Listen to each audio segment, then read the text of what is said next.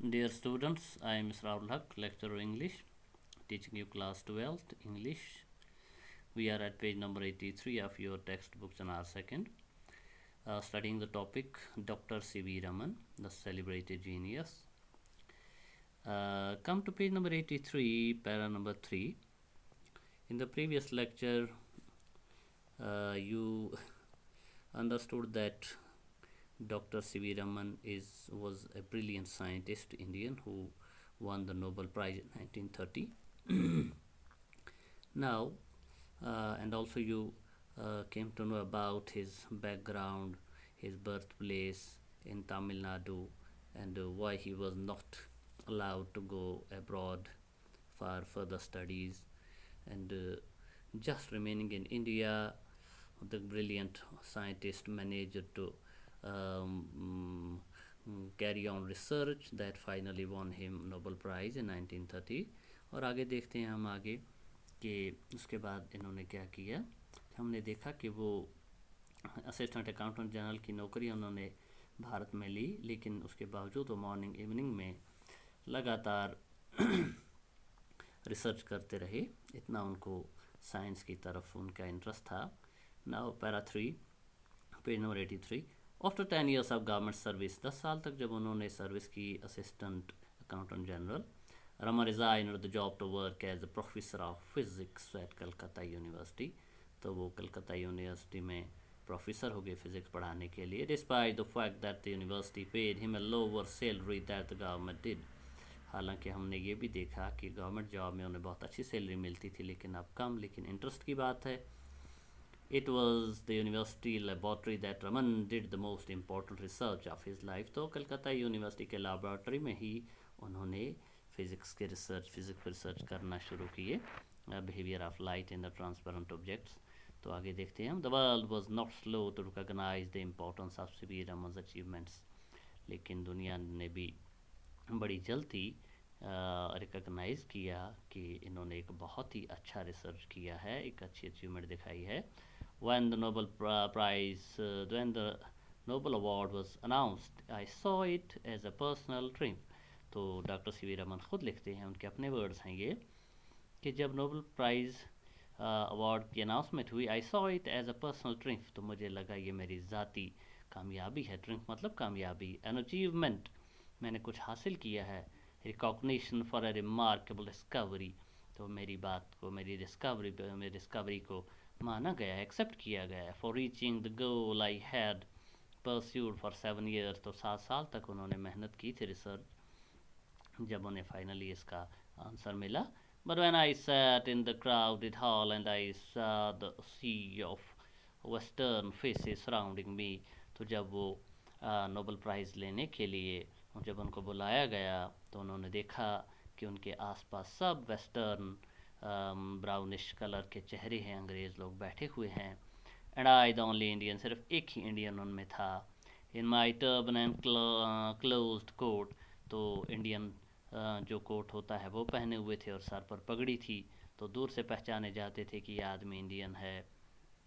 It dawned on me that I was really representing my people and my country. तो उनको अंदाज़ा हुआ कि बिल्कुल मैं अकेला आदमी हूँ जो भारत की तरफ से अपने लोगों की रिप्रेजेंटेशन कर रहा है. I felt truly humble when I received the prize from King Gustav. तो नॉर्वे के किंग ने जब उनको प्राइज़ दिया तो उन्होंने बहुत खुशी महसूस हुई उनको. It was a moment of great emotion. तो मेरे जज्बात उभर कर आए, सी वी रमन कहते हैं. But I could restrain myself. लेकिन मैंने अपने आप पर काबू पाया. Then I turned round and saw the British Union Jack under which I had been sitting.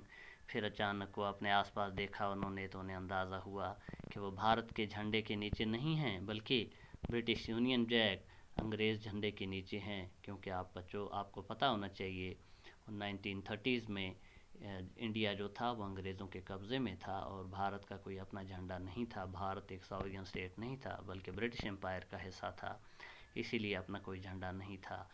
तो उन्हें बहुत महसूस हुआ. And it was then that I realised that my poor country India did not have a flag of her own.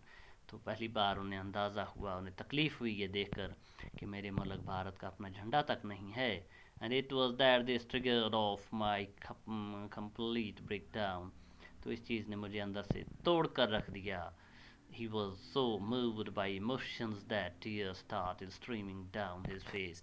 तो उनके चेहरे से आंसू रवां हो गए, बहने लगे, गालों पर बहने लगे. इतना उन्हें बुरा लगा कि मेरे मुल्क का अपना कोई झंडा तक नहीं है, तो मैं कैसी दुनिया में हूँ. Now dear students, come to page number 84. Raman was proud to be an Indian until the day he died. तो बहरहाल रमन ने कभी ये नहीं सोचा कि मैं अंग्रेज़ों की तरह ज़िंदगी गुजारूं या यूरोपियन कल्चर के पीछे भागूं. He was proud to be an Indian. तो अपने मौत तक, मरने तक वो सिर्फ एक इंडियन रहना चाहते थे और उन्हें इस बारे में उन्हें फ़ख्र था. He did not give up his traditional Indian turban in favor of European hat. कभी भी उन्होंने हैट नहीं पहना, हमेशा भारतीय पगड़ी पहनी रही. In those days going abroad was a rare event. सही बात है, उस ज़माने में इंडिया से बाहर जाना, यूरोप जाना, इंग्लैंड जाना बहुत बड़ी बात थी. किसी किसी को ही मौका मिलता था. And people were always curious to learn about one's foreign experiences. तो जब कोई बाहर जाता था तो लोग बड़े बेताब होते थे, उसे पूछते थे आपने क्या देखा, बाहर की दुनिया कैसी है. Did you not find it embarrassing to be in London with a turban? Raman was asked. तो हम देखते हैं किसी ने उनसे पूछा, जब आप लंदन गए इसी पगड़ी को पहने हुए, इंडियन कोट पहने हुए, तो आपको वहाँ पर एम्ब्रेसमेंट महसूस नहीं, अजीब सा नहीं लगा उस उन लोगों में. यंग मैन, ही रिप्लाइड. तो हम देखते हैं सीवी रमन क्या जवाब देते हैं. Young man, I will tell you about a little incident that happened when I was in London. तो उनके कहने मतलब नहीं था ऐसी कोई बात नहीं है, मुझे कभी एम्ब्रेसमेंट महसूस नहीं हुई. मैं आपको एक वाक़ा बताता हूँ. जब मैं लंदन में था, one evening I went to the Royal Institution to hear a lecture by Lord Rutherford. तो लॉर्ड रथरफोर्ड एक बहुत बड़े आदमी थे, लॉर्ड थे इंग्लैंड के, और शायद पार्लियामेंटेरियन भी थे. तो उनका लेक्चर सुनने गए. वो एक बहुत बड़े वो प्रोफेसर भी रहे थे. तो उनका लेक्चर सुनने के लिए सीवी रमन गए. कहते हैं I arrived a little late and by that time the lecture started. तो सीवी रमन कहते हैं मैं ज़रा देर से पहुंचा और लेक्चर पहले ही शुरू हो चुका था. And so I quietly slipped into one of the back rows and sat there. तो मैं पीछे हॉल में पीछे पिछली सीटों पर चला गया और वहाँ बैठ गया. Suddenly Lord Rutherford looked at me and said. तो अचानक लॉर्ड रथरफोर्ड ने मुझे देखा और कहा, professor Aman, why are you sitting there all alone in the back row, come up here to the front. तो प्रोफेसर रथरफोर्ड ने कहा, आगे आ जाओ प्रोफेसर अमन, आगे आओ, पीछे मत बैठो, क्यों अकेले बैठे हो वहाँ पर, सामने आओ, यहाँ बैठो.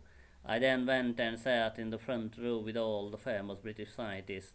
तो फिर मैं जाकर दूसरे वहाँ जो और बहुत से ब्रिटिश साइंटिस्ट थे, मशहूर लोग, उनके साथ बैठा. आफ्टर द लेक्चर, तब लेक्चर ख़त्म हुआ, I asked Rutherford, professor how did you recognise me. तो मैंने पूछा प्रोफेसर रथरफोर्ड से कि आपने मुझे कैसे पहचाना कि मैं ही डॉक्टर सीवी रमन हूँ. This is my first trip to England and we have never met so far. तो इन कहा मैं तो पहली बार इंग्लैंड आया और आपने मुझे कभी देखा भी नहीं, फिर आपने कैसे पहचाना कि मैं ही सीवी रमन हूँ.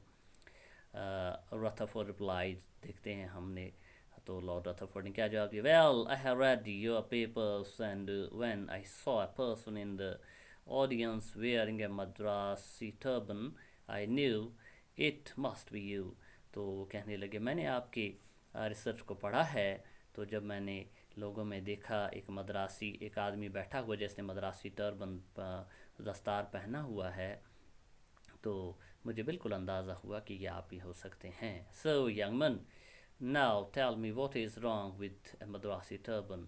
तो अब मुझे बताओ कि आपके मद्रासी टर्बन में कहीं कोई ख़राबी है क्या. तो हम देखते हैं doctor Raman was a brilliant speaker and his speech was spiced with ready wit and humour. तो यहाँ पे ये कहा जा रहा है कि डॉक्टर सीवी रमन एक बहुत अच्छे स्पीकर थे, बहुत अच्छी स्पीचेस देते थे, और उनके स्पीचेस में एक रेडी विट होती थी, यानी अक्ल होती थी, हाजिर जवाबी थी, एंड ह्यूमर, और वहाँ हंसाते भी थे. In one of the speech he delivered in Agra university on 18 नवंबर. तो 18 नवंबर को उन्होंने एक स्पीच दी थी आगरा में 1950 में. He expressed his belief in the oneness of nature and science. तो उन्होंने कहा था कि साइंस और कुदरत, नेचर अलग अलग नहीं हैं, ये एक चीज़ें हैं, एक जैसी चीज़ें हैं. तो dear students, I think here we shall stop, and the next lecture will follow tomorrow.